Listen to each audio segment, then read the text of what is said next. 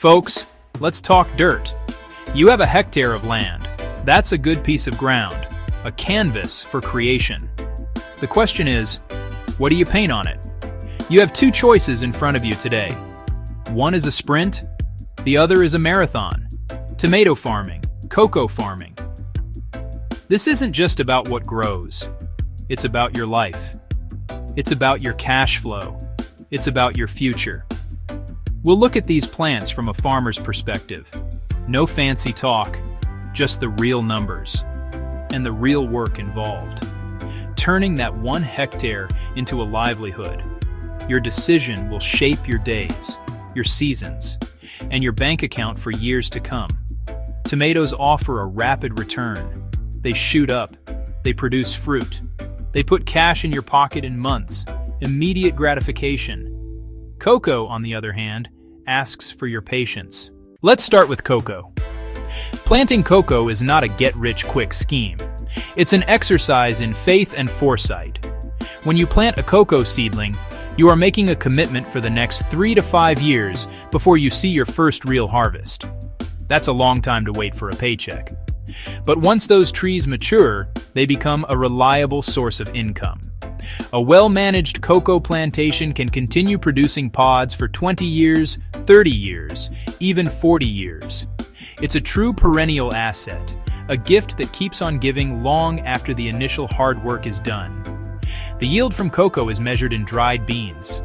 A typical decent 1 hectare farm will produce somewhere between 400 and 800 kilograms of dried beans per year. Let's be conservative and say you hit 600 kilograms.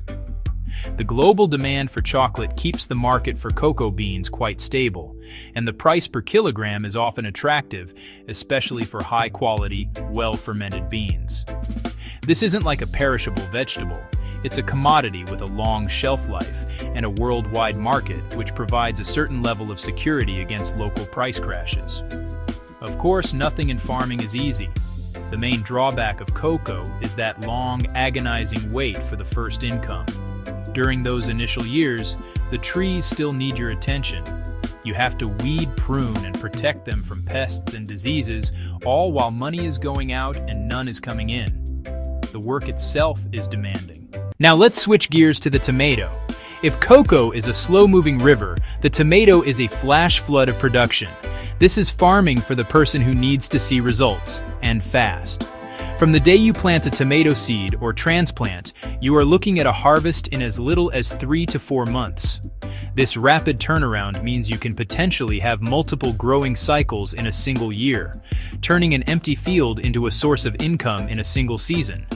The yield from tomatoes is staggering compared to cocoa. We're not talking kilograms here, we're talking tons. 20 tons, 40 tons.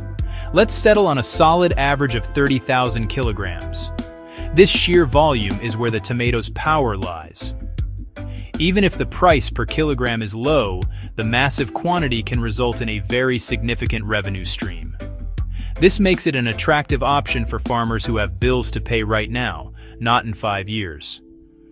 However, this speed and volume come with their own set of challenges. The biggest disadvantage of tomatoes is their price volatility. The market can be flooded 1 week and your price plummets. They are also highly perishable. A tomato that isn't sold within a few days of harvest quickly becomes chicken feed or compost. This means you need a solid, reliable market and a plan to get your produce there immediately. The work is also intensive. Staking, watering, weeding. So, we stand at the crossroads. On one side, the slow, patient path of cocoa. On the other, the fast, intense lane of tomatoes. Cocoa is an investment in your future. It demands patience and a long-term vision. It offers a stable, reliable income stream for decades once established, with a product that has a global market and a long shelf life.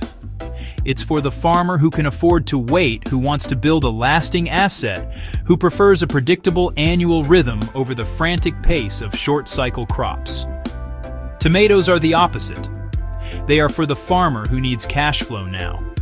They provide a rapid return on investment and the potential for very high annual revenue. However, this path is fraught with risk. It requires intensive management, a keen understanding of volatile local markets, and an efficient system for harvesting and selling a highly perishable product. It's a high-stakes game where you can win big, but also lose if the market turns against you or disease strikes.